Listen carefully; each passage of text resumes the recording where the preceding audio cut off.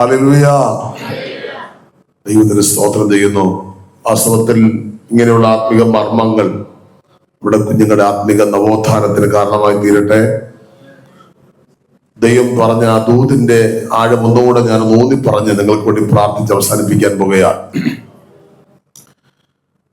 ഭയപ്പെടേണ്ട സർവ്വജനത്തിന് ഉണ്ടാവാനുള്ള ഒരു മഹാസന്തോഷം ഞാൻ നിങ്ങളോട് സുവിശേഷിക്കുന്നു. കർത്താവായ ക്രിസ്തു എന്ന രക്ഷിതാവ് ഇന്ന് ദാവീദിന്റെ പട്ടണത്തിൽ നിങ്ങൾക്കായി ജനിച്ചിരിക്കുന്നു. സർവജനത്തിനും ഭൂഖണ്ഡങ്ങളിൽ എല്ലാ ഭൂഖണ്ഡങ്ങളിലും ജീവിക്കുന്ന സകല മനുഷ്യർക്കും വേണ്ടിയുള്ള ഒരു സന്തോഷ വാർത്ത, ഒരു ഗുഡ് ന്യൂസ്, ഒരു സദ്വർത്തമാനമാണ് നമ്മുടെ കർത്താവായ യേശുക്രിസ്തു. അതുകൊണ്ട് യേശുക്രിസ്തുവിലൂടെയുള്ള സന്തോഷം ലോകത്തിന് ലഭിക്കാതിരിക്കാൻ ഒരുത്തൻ കോപിച്ചു. എല്ലാവരും കേൾക്കണം. ഒരു ഭാഗത്ത് ആളുകൾ സന്തോഷിക്കുമ്പോൾ, ദൂതന്മാർ സന്തോഷിക്കുമ്പോൾ, ഇടയന്മാർ സന്തോഷിക്കുമ്പോൾ, സ്വർഗം സന്തോഷിക്കുമ്പോൾ, മറ്റൊരു സ്ഥലത്ത് ഒരുത്തൻ കോപിക്കുകയാണ്. എവിടെയും വചനം കേൾക്കുമ്പോൾ, ഉപദേശം കേൾക്കുമ്പോൾ സന്തോഷിക്കുന്നവരുണ്ട്, കോപിക്കുന്നവരുണ്ട്. കോപിക്കുന്നത് ഹെരോദാവിന്റെ ആളുകളാണ്, സന്തോഷിക്കുന്നത് സ്വർഗത്തിലെ ദൈവത്തിന്റെ ആളുകളാണ്. ആമേൻ പറഞ്ഞാട്ടെ. വചനം കേൾക്കുമ്പോൾ, ഉപദേശം കേൾക്കുമ്പോൾ, ദൈവശബ്ദം കേൾക്കുമ്പോൾ, പാട്ട് കേൾക്കുമ്പോൾ ദേഷ്യം വരുന്നെങ്കിൽ അർത്ഥം ഹെരോദാവിന്റെ ആളുകളാണ്. ആരാണ് ഹെരോദാവ്? അവൻ ദേശത്തിന്റെ അധിപതിയാണ്. പക്ഷെ സംഭവിച്ചത് 19-ാമത്തെ വാക്യത്തിലേക്ക് നമ്മൾ വരുമ്പോൾ ദൈവത്തിന് സ്തോത്രം ചെയ്യുന്നു. എന്നാൽ ഹെരോദാവ് കഴിഞ്ഞു പോയ ശേഷം കർത്താവിന്റെ ദൂതൻ മിസ്രയീമിൽ വെച്ച് യോസേഫിന് പ്രത്യക്ഷനായി സ്വപ്നത്തിൽ. ശിശുവിന് പ്രാണഹാനി വരുത്തുവാൻ നോക്കിയവർ മരിച്ചു പോയതുകൊണ്ട്, അപ്പൊ നോക്കിയവൻ എന്നല്ല, നോക്കിയവർ ബഹുവചനം. ശിശുവിനെ കൊല്ലാൻ കൽപ്പന പുറപ്പെടുവിച്ചത് ഒരാളാണെങ്കിലും ഇവിടെ പറയുന്നു നോക്കിയവർ മരിച്ചുപോയി. അതിന്റെ അർത്ഥം ഹെരോദാവ് മാത്രമല്ല, അവന്റെ പുറകിൽ ചില ആളുകൾ ഉണ്ടായിരുന്നു. ഹെരോദാവിനെ കോപിപ്പിക്കാൻ, ഹെരോദാവിനെ കയ്യിലെടുക്കാൻ ഞാൻ ഇന്ന് രാവിലെ ഓർപ്പിക്കുന്നു. നമ്മുടെ തലമുറകൾക്കും നമുക്കും എതിരെയുള്ള പൈശാചിക പദ്ധതിയുടെ പുറകിൽ ചില ആളുകൾ ഉണ്ടാകും. പക്ഷെ അവൻ നോക്കി നിൽക്കി ആരാണോ നിനക്കെതിരെ കോപിച്ചത്, ആരാണോ നിന്റെ വാക്തത്വങ്ങളെ ഇല്ലാതാക്കാൻ നോക്കിയത്, അവനെ കഴിച്ചു മാറ്റി സമയത്തിന് മുമ്പ് മാറ്റിയിട്ട് ദൈവം നിന്നെ തഴച്ചു വളരുമാറാക്കുമെന്ന് ദൂത് പറഞ്ഞാൽ വിശ്വസിക്കാൻ ഇന്ന് രാവിലെ എത്ര ദൈവമക്കളുണ്ട് ഇവിടെ? Hallelujah, hallelujah. ഞാൻ ശുശ്രൂഷയ്ക്കൊക്കെ പോകുന്ന ഇടങ്ങളിലെല്ലാം വളരെ ബദ്ധപ്പാടോടെ ഈ ദിവസങ്ങൾ ഓടിക്കൊണ്ടിരിക്കുകയാണ്. പോകുന്ന ഇടങ്ങളിലൊക്കെ ആളുകൾ എന്നെ പരിചയപ്പെടുത്തുന്നത് വലിയ പ്രശ്നങ്ങളുടെ നടുവിൽ പിടിച്ചു നിന്ന ഒരു അഭിഷക്തനാണ് ഇന്നിവിടെ വന്നതെന്നാണ്. എനിക്ക് ചിരി വരും. ഞാൻ പിടിച്ചു നിന്നതല്ല, എന്റെ പ്രാണപ്രിയനെ പിടിച്ചു നിർത്തിയതാണ്. എന്തുകൊണ്ടാണ് പ്രശ്നങ്ങൾ ഉണ്ടായത്? കോപിക്കാൻ പുറത്ത് ചിലരുണ്ടായിരുന്നു, ചിരിക്കാൻ സ്വർഗവും. ഒരാമൻ പറഞ്ഞാട്ടെ.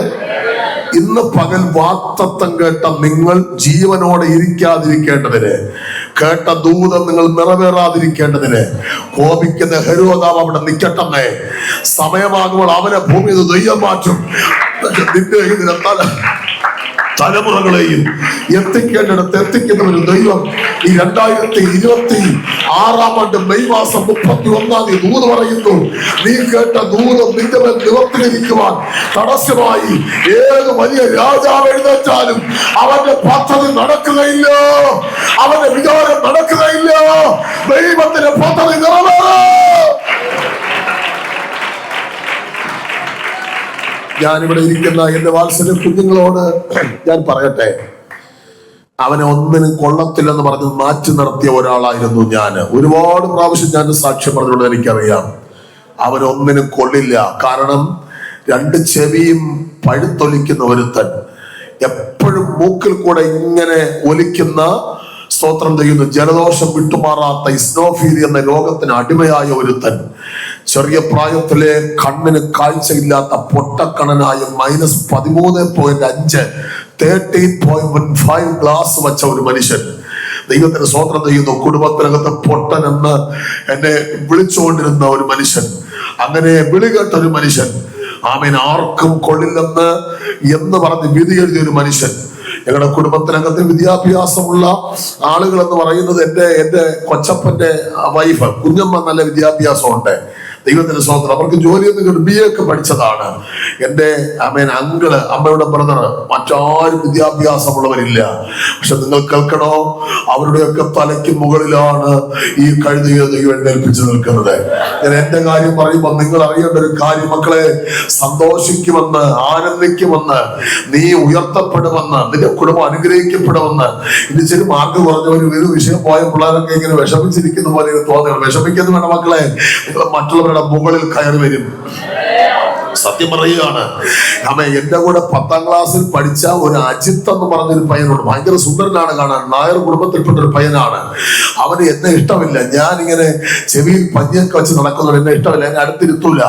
അവൻ എന്നെ കളിയാക്കുമായിരുന്നു. അവൻ 10ാം ക്ലാസ്സിൽ സ്വത്രം ചെയ്യുന്നു, ഫസ്റ്റ് ക്ലാസ്സോ ഡിസ്ട്രിക്ഷനിലോ പാസ്സായപ്പോൾ ഞാൻ തോറ്റുപോയി. ഞാൻ തോറ്റത് അവൻ എഴുതാതെ സുഖമില്ലാതെ രോഗിയായിട്ട് ആശുപത്രിയിലായി തോറ്റതാണ്. 6 വിഷയങ്ങൾ, 4 വിഷയമേ ഞാൻ എഴുതിയുള്ളൂ. 4ാമത്തെ വിഷയം ഹിന്ദി, 5ാമത്തെ വിഷയം ഹിന്ദി എഴുതുമ്പോൾ ഞാൻ കുഴഞ്ഞു വീണു, ആശുപത്രിയിലായി തോറ്റതാണ്. ഒരു പക്ഷെ അന്ന് എഴുതിയാലും നോക്കുമായിരിക്കും, അതുകൊണ്ടായിരിക്കും പനി വരുത്തി നാണക്കെടുത്തണ്ടെന്ന് വിചാരിച്ച് ദൈവം അങ്ങനെ വരുത്തിയത്. സ്വതന്ത്രം. പക്ഷെ ഇവൻ ഭയങ്കര അഹങ്കാരിയാണ്, ജയിച്ചത് കൊണ്ട്. പക്ഷെ തോറ്റുപോയ, കേട്ടോ മക്കളെ, തോറ്റുപോയ എന്നെ കളിയാക്കുമായിരുന്നു. സ്വതന്ത്രം ചെയ്യുന്നു. 2ാമത്തെ പ്രാവശ്യം ഞാൻ പനക്കോട് വികാസ് ട്യൂട്ടോറിയൽ എഴുതുമ്പോ പഠിക്കുമ്പോ എന്നെ കളിയാക്കുമായിരുന്നു. ഞാൻ കഴിഞ്ഞ ദിവസം അജിത്തിന്റെ വീട്ടിനടുത്ത് പോയി. ഞാൻ അവനെ അന്വേഷിച്ചു. അജിത്തിന്റെ വീടിനോട് ചേർന്നുള്ള വീട്ടിൽ പ്രാർത്ഥിക്കാൻ പോയപ്പോ പറഞ്ഞു, അജിത്ത് ജീവനോട് ഭൂമിയിലില്ല, അവൻ ഭൂമിയിൽ നിന്ന് മാറ്റപ്പെട്ടു, ഒരു ദുർമരണത്തിൽ മാറ്റപ്പെട്ടു പോയി. പക്ഷെ ഈ തോറ്റെന്ന് പറഞ്ഞ് വിധി എഴുതിയ കഴുത ഇന്ന് ജീവിച്ചിരിക്കുകയാണ്. ഞാനൊരു ദൂത് ദൈവമക്കളെ പറയുന്നു, സമൂഹം വിധി എഴുതുന്നവർ വിധി എഴുത്തുന്നത് ഗണ്യമാക്കരുത്. നിന്നെ കുറിച്ചുള്ള ദൈവത്തിന്റെ പ്രോജക്റ്റ്, ദൈവത്തിന്റെ പദ്ധതി, സഹോദരങ്ങളെ, മാതാപിതാക്കളെ, പരിശുദ്ധാത്മാവ് ഇന്ന് രാവിലെ ദൂത് പറയുന്നു, ദൈവം നിന്നെ വിളിച്ചെങ്കിൽ, നിന്നെ വിളിച്ചിറക്കിയെങ്കിൽ എത്തിക്കേണ്ട ദൈവം എത്തിക്കും. ആരൊക്കെ ഏതൊക്കെ പ്രോജക്റ്റുകൾ നിനക്കെതിരെ തയ്യാറാക്കിയാലും അത് വിജയിക്കുകയില്ല.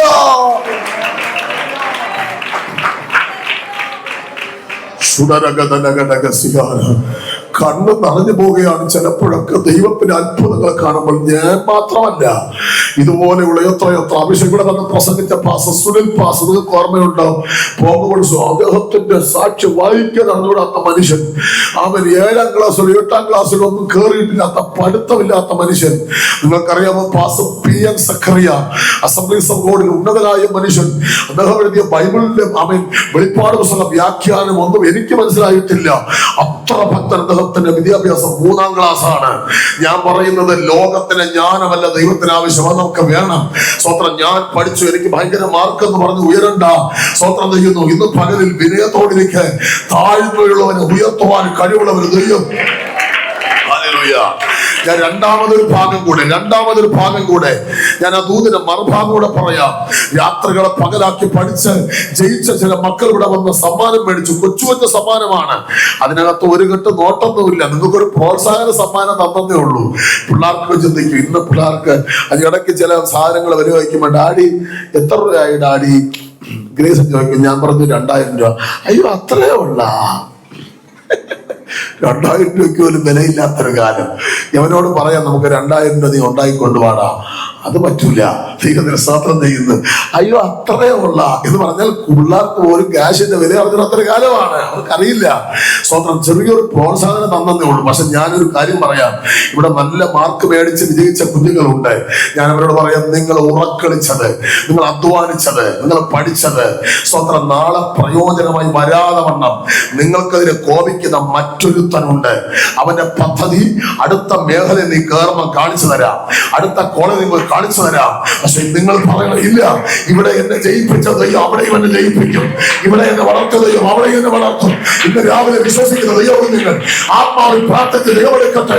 പരിശുദ്ധാത്മാവിന്റെ രാവിലെ സഭയിൽ ചിലരെ കൈപിടിച്ച് ഉയർത്താൻ പോവുകയാണ്.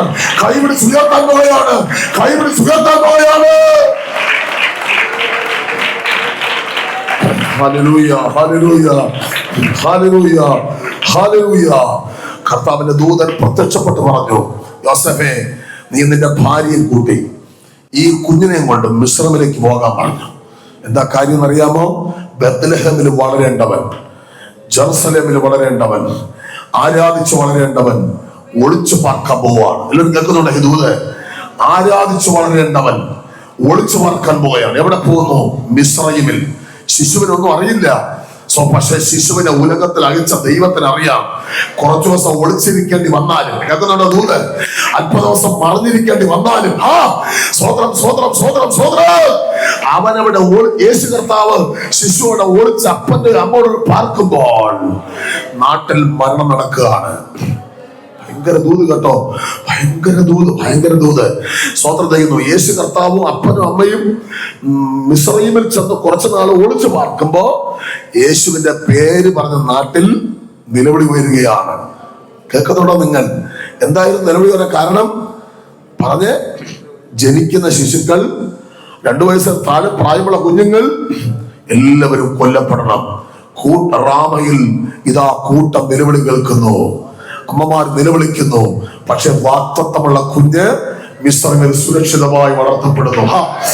രോമാഞ്ചങ്ങൾ. വാക്തത്വമുള്ള കുഞ്ഞിനെ ദൈവം പൊതിഞ്ഞു കാക്കുന്നു. നിനക്ക് അബദ്ധം പറ്റി, ഞങ്ങളുടെ മക്കളെ തൊടാൻ പറ്റുകയില്ല.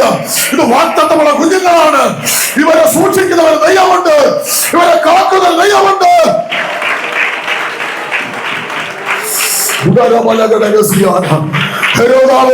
നീ എത്ര കോപിച്ചാലും ശരി, ഞങ്ങളുടെ തലമുറകളെ നിനക്ക് തരികയില്ല. വാക്തത്വമുള്ള കുഞ്ഞുങ്ങൾ തഴച്ചു വളരും.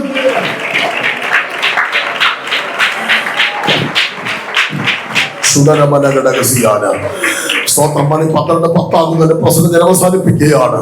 ഒരു വലിയ സന്ദേശം ചെറുതായിട്ട് ലഘൂകരിച്ച് നിങ്ങൾക്ക് നൽകുകയാണ്. ഞാൻ എടുത്തു വെച്ച വാക്യം മറ്റൊന്നായിരുന്നെങ്കിലും സാറിലൂടെ കേട്ട ദൂതിന്റെ ആഴം കേട്ടപ്പോ എന്റെ അകത്ത് ഒരു കത്തലുണ്ടായി. ഹല്ലേലൂയ. ഒരുപാട് പേര് സന്തോഷിപ്പിക്കേണ്ടവൻ അല്പകാലം ഒളിച്ചു നിൽക്കേണ്ടി വന്നു.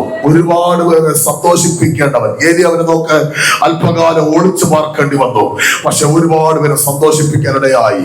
ദാവീദിനെ നോക്ക്, യോസേഫിനെ നോക്ക്, ഇവരെല്ലാം ഒളിക്കപ്പെട്ടു. പക്ഷെ ഒളിക്കപ്പെട്ടെങ്കിൽ എന്ത്? പിന്നത്തെ അനേകരെ സന്തോഷിപ്പിക്കുന്നവരായി മാറി.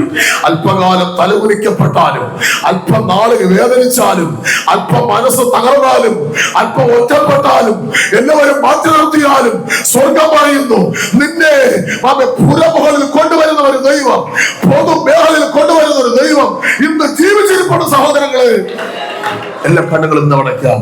നമുക്ക് ഒരുമിച്ച് നിൽക്കാം ദൈവസന്നിധിയിൽ. Hallelujah, hallelujah. ഒരു പാട്ടിങ്ങനെ നമ്മൾ പാടാറുണ്ട്. അല്പകാലം വേദനിച്ചോ സാരമില്ല, ഒരിക്കലും നമ്മൾ ഭയപ്പെടരുത് പ്രിയപ്പെട്ടവരെ. വാഗ്ദത്തം ചെയ്ത ദൈവം വിശ്വസ്തനാണ്.